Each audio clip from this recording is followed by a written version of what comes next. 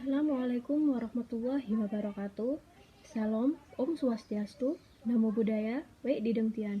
My name is Dani Iswaramawati. I am from Elis Department, Nahdlatul Ulama University of Sidoarjo. So, today I will talking about Indonesian women's movement from time to time. Since beginning of the movement against Dutch colonialism, Indonesian women have been moving against the condition of life that imprisoned them. In line with the progress of economic growth, especially urbanization and modern education, which has introduced by the colonial government through ethnical political politics as well as increased communication and contact with international ideas emerged forward-thinking women figure, who voice in protest in the social condition that bound women. It can be seen in the figure of R.A. Kartini, who protests against feudalism and patriarchal culture.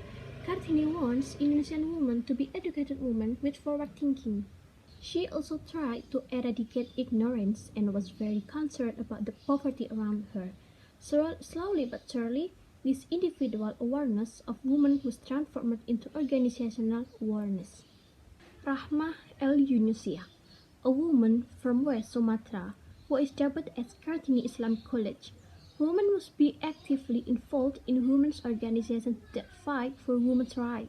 She also began to form modern organizations to voice their new views through the press with the aim of creating a movement from the advancement for women's literacy and reforming the legal rules governing women in the terms of marriage agreement, divorce, young marriage, and polygamy, which on average disadvantage women.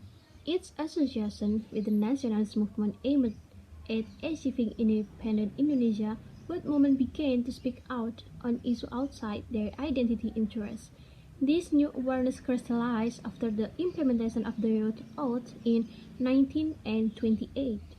2 months after this important event, women's organization in Indonesia held the first Women's Congress on December 22, 1928 in Yogyakarta.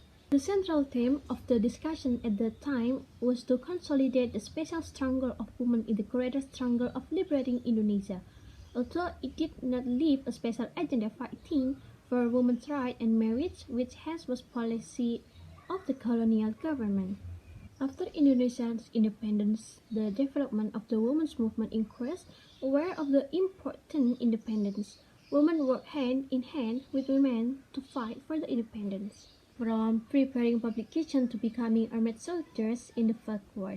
After the revolution of Indonesian women's independence intensified the campaign for eradication of illiteracy, poverty alleviation, improvement of women's nutrition and health, oppose polygamy, fight for the quart of service right equal to men, be a party leader, involved in state leadership, become a diplomat, and building a broad network of solidarity with the international women's movement. This is a golden age of Indonesian women's movement. Then came the dark age of the Indonesian women's movement, which was marked by the outbreak of the September 30, 1965 movement.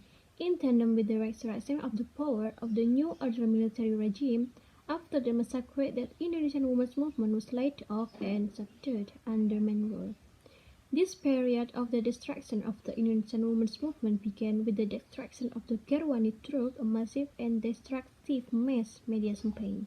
This period, said female activist and intellectual Rutindia Rahayu, was a period of conjoinking, or a period of following her husband. The political development through foreign investment of the new order regime requires an orderly and obedient society, and women are the first target to be put in order, because their influence enlarges and touches the smallest active and lively taps. Like the human body, the Indonesian women's movement at that time spread the awareness of the movement that revives all the cells in the body. So, to create a fully regulated new order, it forbids the women's movement to talk politics and practice politics. It is permissible to participate in the organization of origin only limited to social organization or professional organization where the husband is active in the organization.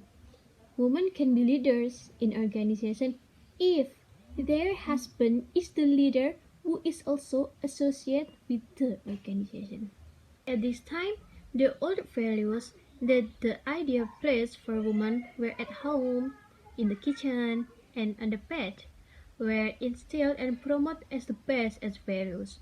A good woman is a woman who is subject for her husband, and smart as a woman is still only the best if she can be observant for men. There are values that were previously strongly opposed by Indonesian women. Of course, not all women are subject to and abide the rules and values upheld by the new order. Some urban women are educated, actively institutionalized by non-government organizations or LSM women.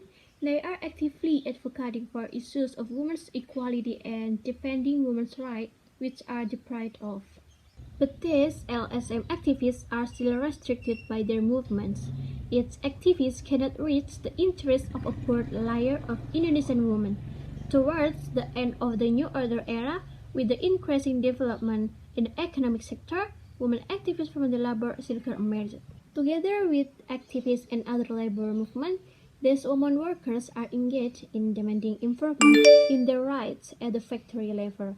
More than that, they have also formed new trade unions outside the recognized trade unions.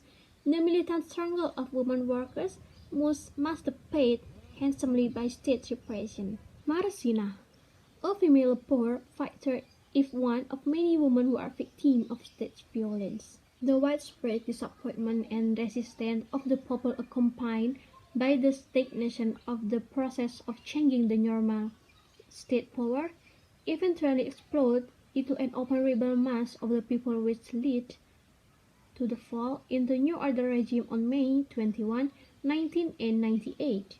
There is political openness, free elections, freedom of the press, and the opening of democratic space that provides opportunities for popular participation, including women. Women did not miss this opportunity. Located in Yogyakarta from 14 December until 22 December 1998, Women LSM held an Indonesian Women Congress with mandate to fight for the issue of women's suffrage in parliament, and the struggle ended successfully. But reform is not only related to political issues. Almost the last 20 years we live in a political system of neoliberal democracy in which the entire system of political values and institutions that they are built is aimed at facilitating and maintaining that standards. Principle and the values of neoliberal capitalism is work as something normal that makes sense in the eyes of the wider community. Everything that impedes market law, whether coming from the state, class, and community, must be removed.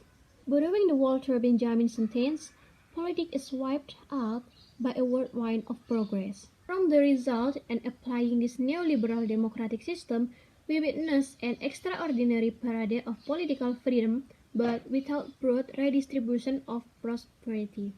Political freedom is not equal to increasing the economic prosperity of citizens. As a result, we witness a broad picture of poverty, unemployment, injustice, social inequality, and environmental damage.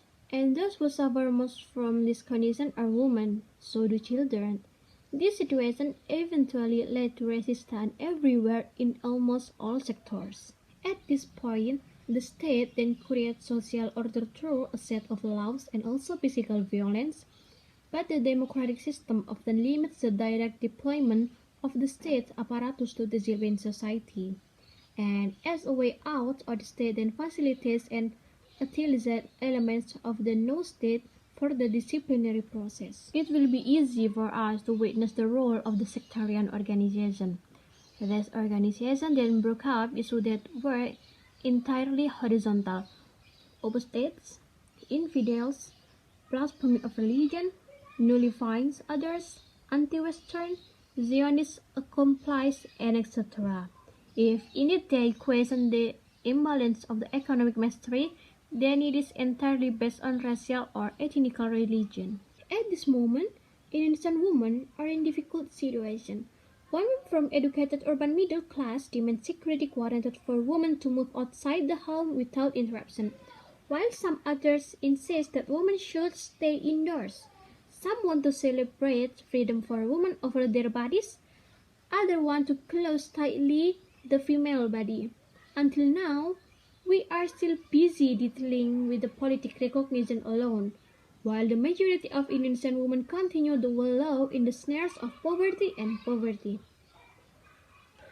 Okay, enough from me. See you on the next video. Goodbye.